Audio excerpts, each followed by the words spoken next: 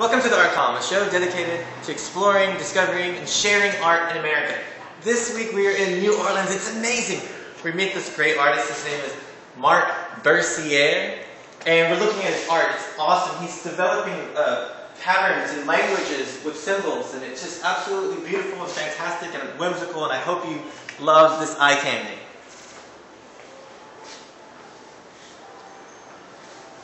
Marc, how did you get started in art? I was born an artist. I had no choice. I couldn't do anything else. Destiny. Yeah. And this is your daughter, correct? Caroline. Caroline. Right. So how do you feel that family and art are combining? It's just the artist is an artist and he's also a father.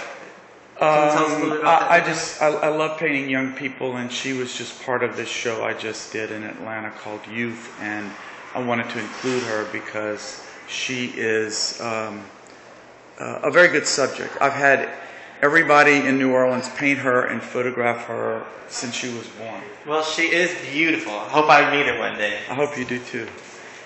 Actually, one of our most famous artists, George Deroe, just painted her last year. Oh, great. And can you tell us a little bit about these pieces right here? Yeah, these are part of a language I've been working on for 25 years called the Healing Symbols. It's a visual language of 26 images and words that don't...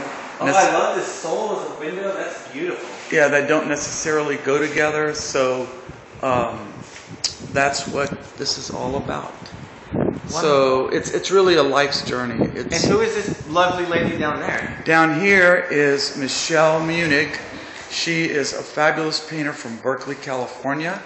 I've represented her for many years. She has an exhibition next door at our other gallery, Taylor Bercier, on Thursday night. Can we see it? Yes. Understand how that happened. Dumb luck. So this is your art. This is beautiful.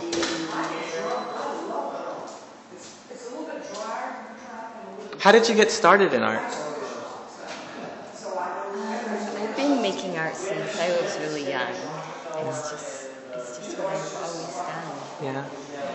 Here at the Art Column, we kind of think that art is a journey and not necessarily a strict definition or a destination. What kind of art journey are you on? Like, where do you feel art is taking you? Well, for me, it's a way of life. It's more of a necessity. It's part of how you see the world, how you think. Is it also about communication? It's about communication. It's like visual language. It's sort of like poetry written in images. Beautiful. Yeah. David Rubin likes it. He seems It seems to emanate so much light. Can you tell us a little bit about that? Like, do you seem to work a lot with light? Yeah, well, my training is in glass. I use glass as a sculpture medium for a long time, and so I use that luminosity in my work. So I use the techniques from the Flemish painters to capture that luminosity, so the light is actually captured within the paint.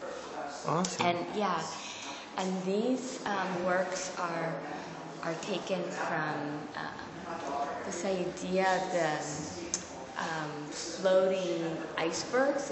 There's hundreds and hundreds of icebergs breaking loose from Antarctica right now, and they're floating in the ocean, and they're releasing phytoplankton and minerals and back into the water, and they're creating little ecosystems. So the sea life and the birds and insects are surrounding them. They're like little utopias floating.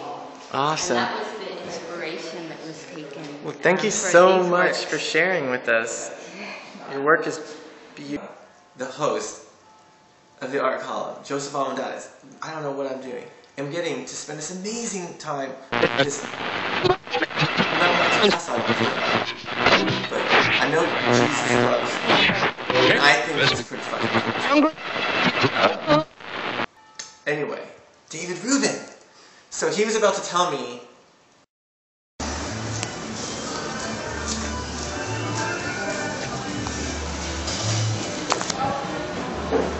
As it's happening, finding profound things as they're happening. No, I was talking about recognizing a moment that has significance that can be lasting to you when you look back at it from the future.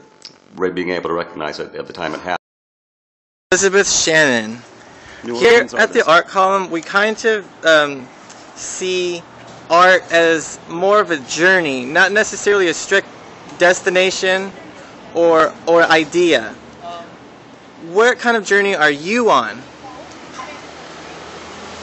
Kind of rediscovering myself. In working on the Music Box site this summer, which is a New Orleans airlift swoon project, I wanted to participate so that I could see whether or not I could collaborate again.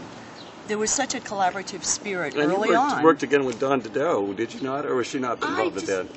She wasn't involved with that because she was involved with her immense project based on John Toole's Confederacy of Dunces. Tell his audience a little bit about... I helped her out initially, and then I just couldn't help her out anymore because I became very involved in my project. In the music box. But tell Joseph's audience a little bit about you and Dawn in the early days. You know, you were performance artists. And Dawn who was Dawn Dido. Dawn Dido. Dawn Dido. So everybody, Dawn Dido. They were doing performance art in the 80s.